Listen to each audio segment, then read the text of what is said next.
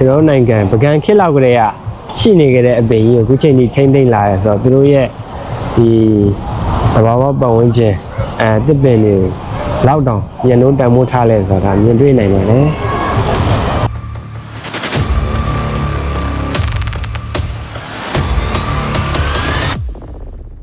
မင်္ဂလာပါကျွန်တော်ခိုင်ကြီးပါ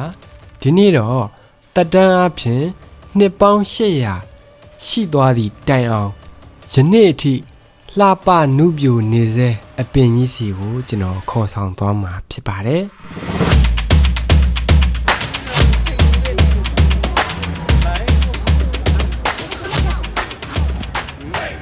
ဒီလိုကိုရီးယားတွေဘလောက်တောင်တန်မိုးထားလဲဆိုတော့ဒါနှစ်ပေါင်း800တက်တန်းရှိတော့ပါပြီ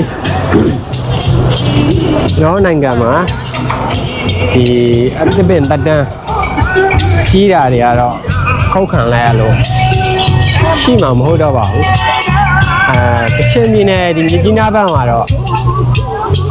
အတန်300လောက်ရှိတယ်ကျွန်းမင်းရှိတယ်လို့တော့ပြောတယ်ကျွန်တော်တော့မရောက်ဘူးပေါ့နော်လူတွေကတော့အဲ့ဒီတိုင်းပါပဲကားတွေရောလူတွေရောဒီမှာကင်မရာသမားတွေဘလော့ဂါတွေလာကြမယ်ပေါ့နော်မြန်မာတွေလည်းလာမှာပါကျွန်တော်နဲ့တွေ့နေအောင်ပါဒါကဒီကျွန်တော်နေတဲ့အင်ချွန်းမြို့မှာရှိပါတယ်ကံကောင်းတာကျွန်တော်နေတဲ့မြို့ကတော်တော်များများ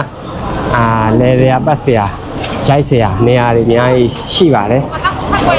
သူကကျွေးနေပေါ့နော်ဖြည်းဖြည်းတစ်ဖြုတ်ကျွေးနေပြီဆောင်းရာသီဖြစ်တဲ့အတွက်အေးလာလေအရွက်တွေကကျွေးလေပေါ့နော်သူကအရွက်မကျွေးခင်သူကလှတာဖြစ်ပါတယ်ခုဒီနေထားတော့ဒီလူတွေဒါကြည့်ရွက်မကျွေးခင်ခုချိန်လှတာဖြစ်ပါတယ်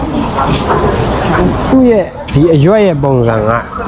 ရက်တောင်ပုံစံမျိုးမြန်မာပြည်မှာတော့ကျွန်တော်မမြင်ဘူးဒါအောက်မှာလဲအရွက်တွေကျွေကြနေပါပြီနောက်2ပတ်3ပတ်လောက်နေဒီရွက်တွေကကြံမှာမဟုတ်တော့ပါဘူးဒီအချိန်ကအလှသုံးပဲဖြစ်ပါတယ်လမ်းဘေးမှာဒီအလှစိုက်တဲ့အပင်တွေကကြတော့အရင်မကြည့်ဘူးဒီကောင်ကကြတော့နှစ်လဲကြပြီအကန်ခစ်လောက်ကလေးကဒီပင်ကြီးကရှိနေကြတာပေါ့နော်ဒီကောင်ကြီးကဒီကဘာမှာလဲပတန်းအရင်ဆုံးအပင်မျိုးစားထဲမှာ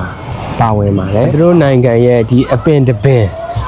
ကိုဘလောက်တောင်တန်မိုးထားလဲဆိုတာဒါမြင်တွေ့နိုင်မှာဖြစ်ပါတယ်ကျွန်တော်တို့နိုင်ငံမှာတော့အပင်ကိုတန်မိုးထားရကောင်းမှမသိပါဘူးအပင်ကိုလှဲမယ်ခုတ်မယ်ဟလာပရိဘောကကျစ်သုံးမယ်သုံးလို့မရရင်မီးလေးဖုတ်မယ်ထင်းခုတ်မယ်ဘလောက်ပဲသုံးလို့ရတယ်ဆိုတဲ့အသိဉာဏ်ပဲရှိပါတယ်ဒီအပင်ကိုတန်မိုးထားရကောင်းမှနားမလည်ကြပါဘူးကျွန်တော်နိုင်ငံကဟလာအပင်တွေကိုတန်မိုးထားပြီးထိမ့်သိမ့်မယ်ဆိုရင်နှစ်ပေါင်းတန်းရှည်တဲ့အပင်ကြီးတွေကျွန်တော်နိုင်ငံမှာအများကြီးရှိမှာပါတဘာဝတရားကြီးကိုမချစ်တတ်တဲ့သူကတော့ဒါဒီအပင်ကိုဒီလောက်တန်မိုးထားရဲဆိုတာနားလည်မှာမဟုတ်ဘူးပေါ့နော်တဘာဝကိုချစ်မြတ်နိုးတဲ့သူတွေကနားလည်နိုင်မှာဖြစ်ပါတယ်ကျွန်တော်နိုင်ငံကဇေဒီပထိုးလောက်ပဲတန်မိုးထားရမယ်ဆိုတော့အတိလောက်ပဲရှိပါတယ်အမှန်ကဇေဒီပထိုးတွေလည်းတန်မိုးထားတဲ့လို့တဘာဝကပေးတဲ့ဒီအပင်တွေကိုလည်းတန်မိုးထားတဲ့မှာလည်းတောတောင်ရင်းမြေဒါတွေကိုကျွန်တော်တို့တန်မိုးထားထိမ့်သိမ့်နေမှာလေကျွန်တော်ရဲ့ဒီနေ့ရွှေဝါရောင်ခီးစဉ်လေးကတော့ဒီလောက်ပါပဲအားလုံးပဲအဆုံးထိကြည့်ပေးကြတဲ့အတွက်ကျေးဇူးအများကြီးတင်ပါတယ်